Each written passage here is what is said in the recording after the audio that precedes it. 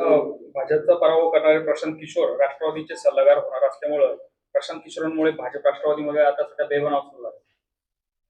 मला काय तसं वाटत नाही, कारण ते म्हणजे प्रशांत किशोर यांनी अनेक राज्यांमध्ये जे आहे वेगवेगळ्या पक्षाच्या प्रचाराचं किंवा त्यांना सल्ला देण्याचं काम केलं.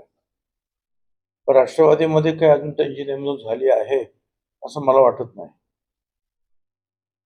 जर प्रवीण दरेकरांनी मनोज जरांगे यांच्यावर टीका केलेली आहे की रस्त्यावर आणि नाक्यावर बसून आंदोलन करणं सोपं नाहीये, म्हणजे जेवढं सिस्टम मध्ये काम करणं त्याच्यात फरक असतो.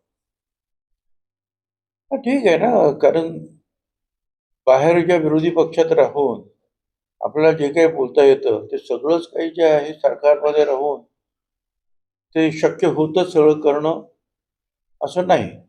तर काही गोष्टी होतात, काही गोष्टी होत नाहीत. कारण अनेक गोष्टी सरकारला बघाव्या लागतात.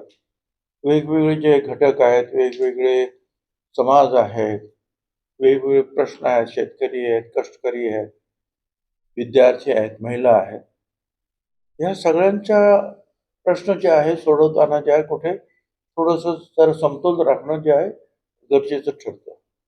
पत्रकार परिषद घेऊन कुंभमेळ्याचे जे कामं सुरू आहेत, नाशिकच्या खड्ड्यांवर सवाल उपस्थित केला आणि आणखी एक महत्वाचा प्रश्न त्यांनी उपस्थित केला आहे की सर्व कंत्राटदार गुजरातचे आहेत का, महाराष्ट्राचे नाहीत का?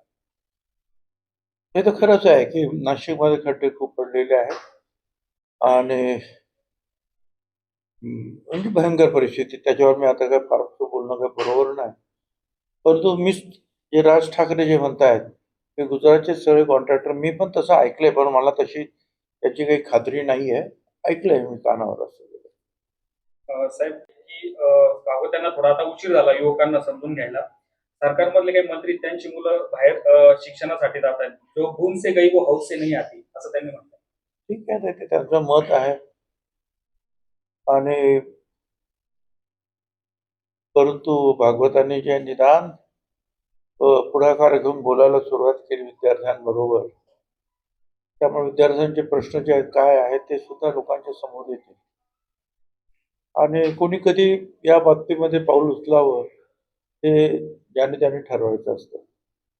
साहेब आता राज्यातून तडीपारीची तयारी सुरू झाली, कारण की आरोपपत्र दाखल होईपर्यंत त्यांना आता राज्याबाहेर जावं लागणार आहे आणि मुंबई हायकोर्टाचे असे संकेत देण्यात आलेले आज सुनावणी त्यांच्या विषयावर. मग काय करू मी?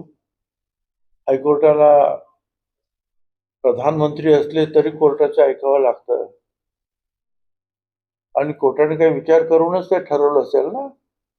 आणि काय करणार आहे ते आता कळेल आपल्याला.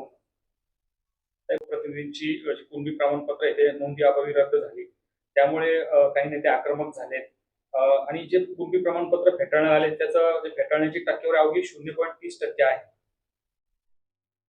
असं आहे की जे 0.3% फक्त फेटाळलेले आहेत आणि स्वतः मुख्यमंत्री त्याच्यामध्ये लक्ष घालतायत.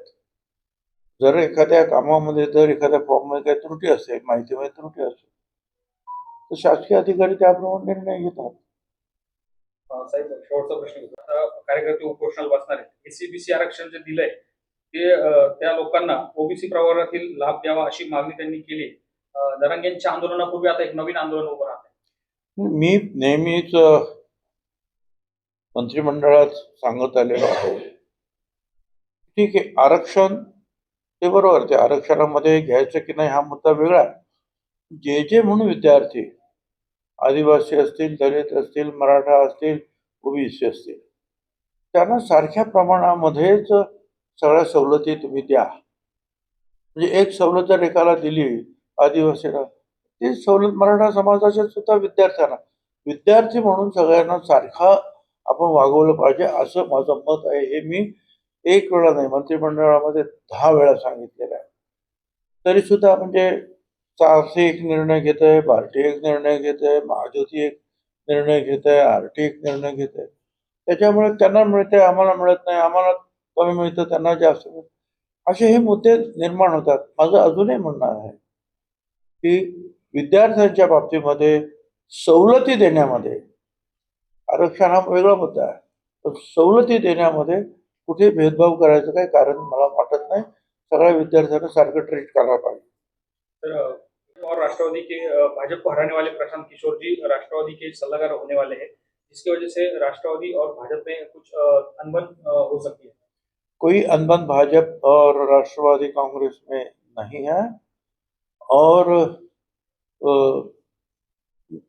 मैंने समझता हूँ कि प्रशांत किशोर जी ने ये हमारा काम लिया, जिससे कि कई राज्यों में जो है वो पूरी व्यवस्था का मार्गदर्शन करते हैं। ऐसा कुछ उन्होंने कुछ को खुद तो इलेक्शन लड़ रहे हैं, वो खुद बिजी है उधर बिहार में, वो चुन कर आए हैं, तो फिर और वहाँ उनको कहाँ समय मिलना है। महाराष्ट्र में भी देखे